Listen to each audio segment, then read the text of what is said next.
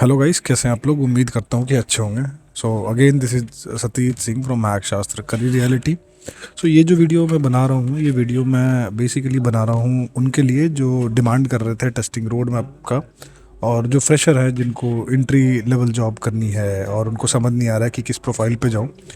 और जो easy profile है, जैसे मैंने पहले बताया कि नेटवर्किंग और टेस्टिंग के थ्रू आप एंट्री लेवल जॉब में कंपेयर टू ईजिली जा सकते हो, डेवलपमेंट के पॉइंट ऑफ व्यू से और पर्सपेक्टिव के हिसाब से कंपेरेटिवली। ठीक है, तो अब टेस्टिंग में जाने के लिए, और एक और चीज़ है, सॉरी मैं मिस कर गया बताना। सो एक और चीज़ है जो आज के टाइम पे क्या हो रहा है ना, फ्रेशर्स जो है मोस्टली बहुत कंफ्यूज्ड हैं कि करियर के बाद उनको क्या करना चाहिए, और काइंड ऑफ डिग्री कंप्लीट होने के बाद ऑल्सो बहुत सारे कोर्सेज ले लेते हैं वो हाई पैकेज वाले, और उसके बाद भी उनको जॉब्स नहीं मिलती है। तो ये वीडियो खास करके उन लोगों के लिए जो फ्रेशर्स हैं, जिनको जॉब नहीं मिली और जो टेस्टिंग में इंटरेस्टेड है, उनके लिए है खास करके। ठीक है, एंट्री लेवल जॉब्स के लिए। सो स्टार्ट करते हैं गाइस। सो सबसे पहली चीज़ है, जो सबसे पहला स्टेप मैं सजेस्ट करूँगा आपको, सबसे पहले ये जानो कि सॉफ्टवेयर टेस्टिंग होता क्या है। किसी भी इंसान को जो भी सॉफ्टवेयर टेस्टिंग फील्ड में अपना करियर बनाना चाहते हैं, सॉफ्टवेयर टेस्टिंग बेसिकली ये होता है, मान लो कोई एप्लीकेशन बनाया आपने, या किसी वेबसाइट को बनाया आपने, और उस वेबसाइट को मार्केट में लॉन्च करने से पहले टेस्टर जो होते हैं उनका रोल होता है उनको टेस्ट करना, so that they can see कि कुछ इशू के साथ वो चीज़ मार्केट में ना चली जाए। तो सारी चीज़ें, सारे फंक्शनैलिटी वर्किंग होनी चाहिए उसकी। और बीइंग अ टेस्टर, कोई भी अगर टेस्टिंग में इंटरेस्टेड है, उनको लॉजिक के हिसाब से सोचना चाहिए कि कैसे हम इस वेबसाइट या एप्लीकेशन को ब्रेक करें। दूसरी चीज़, आप हमेशा, अगर आप टेस्टिंग में इंटरेस्टेड हो तो आप हमेशा ये सोचो कि आप एक यूज़र के तरह से टेस्ट कर रहे हो उस चीज़ को। मान लो मैंने आपको दिया एक एप्लीकेशन बना के जो जिसमें लॉगिन पेज है, तो आप लॉगिन पेज ट्राई करो ब्रेक करने का, या यूज़र किस किस तरीके से लॉगिन कर सकता है, जिससे अगर कोई इशू आती है तो फिर आप उसको रेज करते हो, देन डेवलपर फिक्स करते हो। So all in all software testing is all about quality of the product. Quality assured करता है सॉफ्टवेयर टेस्टर।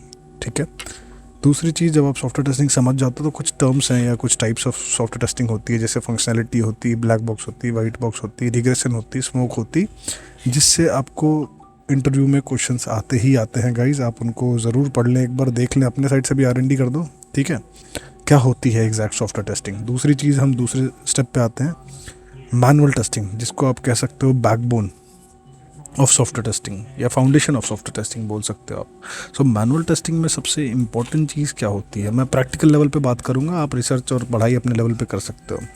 मैनुअल टेस्टिंग में सबसे इम्पॉर्टेंट चीज़ होता है कि जब आपको टेस्ट करने तो चीज़ें आ गई, मान लो लॉगिन पेज को टेस्ट करना, आपको ईमेल आईडी पासवर्ड है, फील्ड है, और लॉगिन बटन है, उसको पता है कि भाई चलो valid email ID valid password डाला और लॉगिन बटन पे क्लिक किया तो वो होम पेज पे रीडायरेक्ट करेगा या नेविगेट करेगा हमें।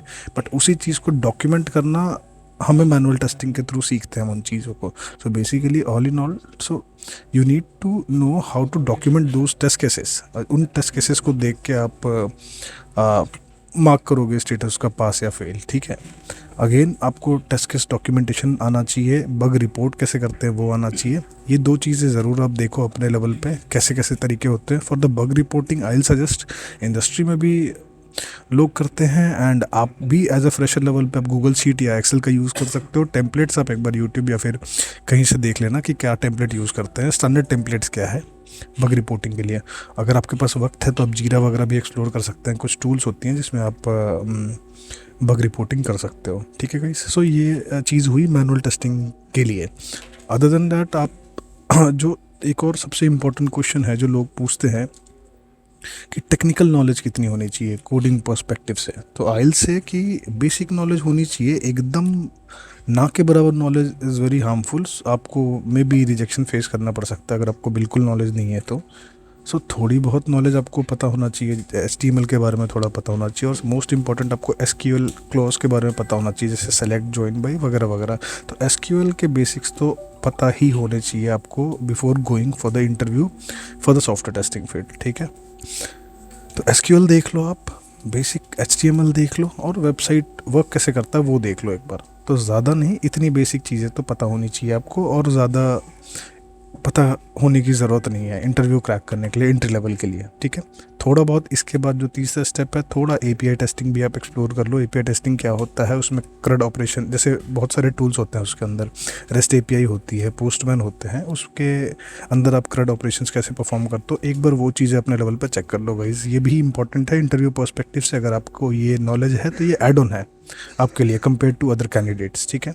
सो आप ऐसे गए, पहले करा आपने मैनुअल टेस्टिंग, फिर आपने थोड़ा बेसिक HTML SQL देखा, एपीआई टेस्टिंग देखी थोड़ा सा। अब जो मेन चीज़ें हैं उस पे आते हैं, automation testing. So before going to automation testing आप ये समझो कि आप मैनुअल अगर आपको आता है तो so you can get you can get entry in the corporate. So आपको एंट्री मिल सकती है सिर्फ मैनुअल के बेसिस पे भी, बट और अगर ऑटोमेशन पे आप अगर मूव करते हो और ऑटोमेशन भी सीख लेते हो मैनुअल के अलावा, तो इससे क्या होता है कि आप एक ऑटोमेशन टेस्टर अगर आप हो तो सेम जितना डेवलपर अर्न करता है उतना अर्न करने की कैपेबिलिटी आप में आ जाती है। सो मैनुअल टेस्टिंग आपको एंट्री दिला सकती है, एंड ऑटोमेशन अगर आप सीख जाते हो तो आप में ग्रोथ और इन टर्म्स ऑफ मनी आप ग्रो करते हो वाइल लर्निंग ऑटोमेशन, ठीक है।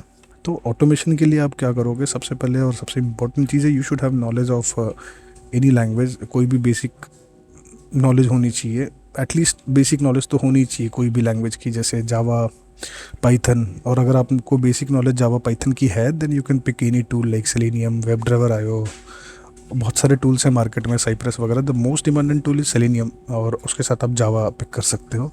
और आपने अगर ऑटोमेशन कर ली सेलेनियम विद जावा के साथ, तो ट्राई टू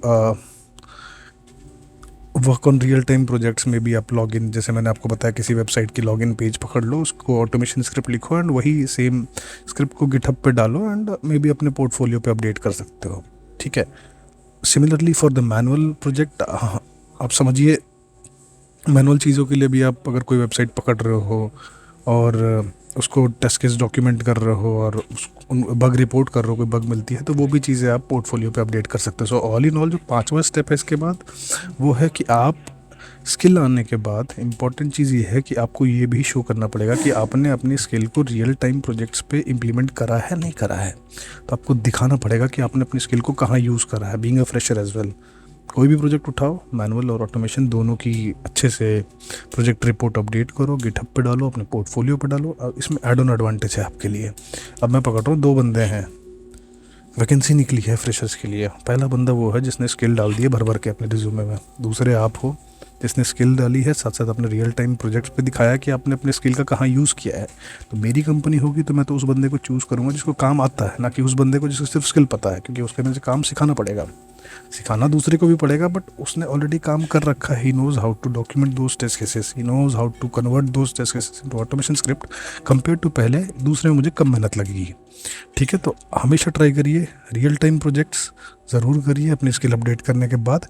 अभी एक अब अप्लाई कैसे करें, जो बहुत सारे फ्रेशर्स हैं वो क्या गलती करते हैं, गलती ये करते हैं उनको स्किल तो अपडेट कर लिया उन्होंने, बट उनको एग्जैक्ट स्ट्रैटेजी नहीं पता है और गलत जगह गलत तरीके से अप्रोच करते हैं और अप्लाई करते हैं। तो सबसे इम्पॉर्टेंट चीज़ है, आप जो रिज्यूमे बनाइए वो सिर्फ 1 पेज की होनी चाहिए, ATS फ्रेंडली होनी चाहिए। उसमें आप 2 चीज़ें ज़रूर इन्वॉल्व करिए, स्किल्स और अपने प्रोजेक्ट्स। ये 2 चीज़ें अपने लगाइए और अपने प्रोजेक्ट्स को जब भी आपकी इंटरव्यू शेड्यूल हो, प्रोजेक्ट्स पे फोकस करिए, स्किल्स पे फोकस करिए। उन प्रोजेक्ट्स को बहुत बेहतर तरीके से बताइए कि आपने अपने स्किल्स को कहाँ और कैसे इम्प्लीमेंट करा है उस प्रोजेक्ट्स पे, ठीक है।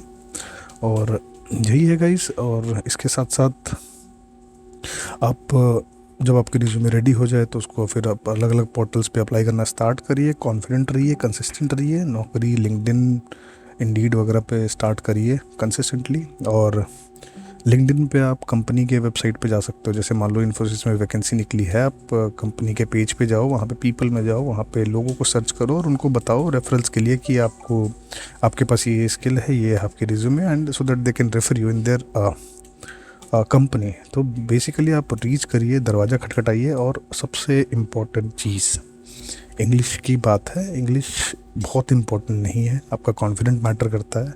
जितने कॉन्फिडेंट होंगे, कभी कभी कॉन्फिडेंस के बेसिस पे भी इंटरव्यू क्रैक हो जाती है।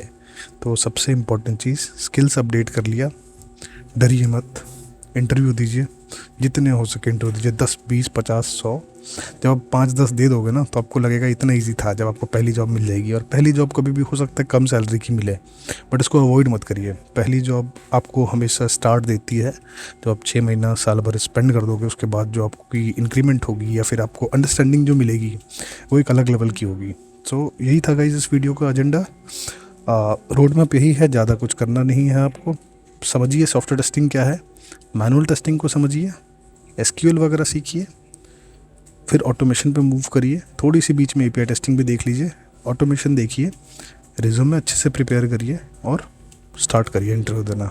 सो यही था ऑल इन ऑल गाइज। ये एक भाई ने कमेंट करके बोला था भैया टेस्टिंग वाली रोड मैप बनाए, तो और भी बहुत सारे कमेंट्स थे टेस्टिंग के रोड मैप के लिए। और साथ साथ टेस्टिंग थोड़ी कंपैरेटिवली इजी है डेवलपमेंट के पर्सपेक्टिव से, क्योंकि इसमें कोडिंग और डेवलपमेंट की नॉलेज अगर कम भी है, आप नॉन टेक बैकग्राउंड से भी आते हो, तब भी आप टेस्टिंग में ईजिली मूव कर सकते हो।